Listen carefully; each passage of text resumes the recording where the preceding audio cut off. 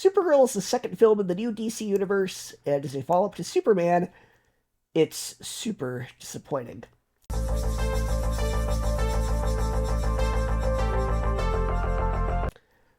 was honestly really looking forward to this movie. The trailers made it look like it was going to be a fun adventure with a different style from Superman, and I was excited to see what direction they would take Kara, and I was kind of optimistic because the director previously made Cruella, which I actually think is one of the better Disney live-action remakes, even though it wasn't really a remake. The reason Cruella worked for me is because it wasn't just copying the animated movie it was based on beat for beat. It had its own identity, its own visual style, and it wasn't afraid to take risks. Whether you loved it or not, at least it felt like somebody had an idea. So it's really disappointing to see that same director make a comic book movie that feels so safe, so derivative, and so paint by numbers. The biggest issue is mainly the story itself, because the stakes simply are not big enough. The entire movie revolves around Supergirl trying to get a cure after Krypto is poisoned. Now, on paper, that sounds like that could be emotionally compelling. But the problem is, we all know exactly how it's going to end. They're not going to kill the dog. First of all, audiences almost universally hate it when movies kill dogs.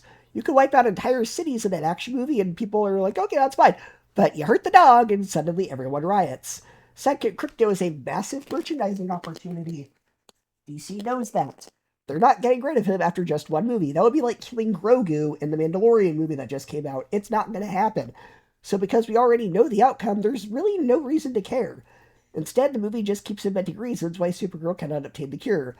Every time she's about to succeed, something happens that just forces the story to move along.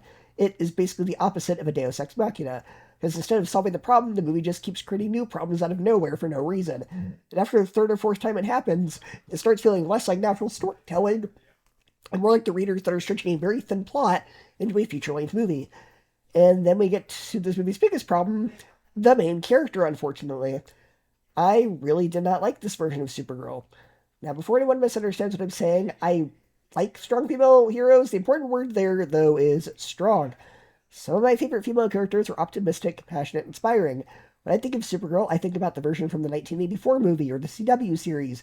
Those versions of Kara are kind, hopeful, the type of heroes you actually want people to look up to. This version is constantly drinking, partying, swearing, and acting like she doesn't care about anything. Combined with the costume design and the overall attitude, she just feels like less like Supergirl and more like Star-Lord. And that's a huge problem because this movie is obviously going to be marketed to very young girls. And she is not a positive role model. She's not someone you would want your daughter emulating. So that's a huge problem right there. That's going to alienate a lot of people. And that's kind of the problem with the whole movie. And it's ironic that the DC movie that was not directed by James Gunn is the one that feels the most like Guardians of the Galaxy. But I don't mean that as a positive. I like Guardians of the Galaxy, but the reason that that movie works is because the characters and cast work. They're all wildly different personalities, and they bounce off each other really well. It's a team dynamic. That's what makes the movies entertaining. Here, it just feels like they're copying the style without understanding why the style worked. You can't just throw in sarcastic dialogue, music, colorful aliens, and quirky humor and expect audiences to automatically care. It ended up feeling more like a movie trying to imitate another movie instead of establishing its own identity. Ironically, the best characters aren't even the main character. The supporting characters are the ones that end up being far more memorable. Krypto, obviously, but then the girl that sort of is Kara's sidekick, and even Jason Momoa has more personality than Kara. Whenever the side characters become more interesting than the main character is supposed to be following, that's a huge significant storytelling problem. A superhero movie lives and dies by whether you enjoy spending time with the hero or heroine, and unfortunately, I just didn't. Now, I don't think this means that the new DC universe is doomed. Far from it. I mean, even look at the MCU back in the early days. They started off really strong with Iron Man. But then after that, we got Incredible Hulk, which was very forgettable. Iron Man 2, which was a huge mess. Thor, which was just okay. Even Marvel had to spend a few years trying to figure out their footing before they finally hit peak. So I'm not writing off DC after just one disappointing movie. I still think they do have potential, but this definitely was not their direction that I personally wanted it to go. And something else that's worth mentioning is the tone. It is PG-13, and boy does it earn it. Because it's darker and more nihilistic than you would expect, both in its themes and overall atmosphere. There's a lot of drinking, obviously, like I already said. There's a lot of fair amount of language. Just an overall sense of cynicism throughout the movie. That tone might work for certain DC characters. Like, if you're going to do, like, an R-rated movie, or a villain-centered movie like Suicide Squad or something, that might work. It might even work for, like, Batman, but for Supergirl, no. Like, they're supposed to be, Superman and Supergirl are supposed to be, like, upbeat and peppy, and this is, like, not understood at all. One of the things that has traditionally separated Superman and Supergirl from characters like Batman is that they're symbols of hope. And speaking of which, there's an incredibly stupid line from Superman. We wear bright colors, so everybody knows that we're the good guys, or something to that effect. Okay, like, okay, so if wearing the bright colors tells everyone you're good, why does Batman wear dark colors?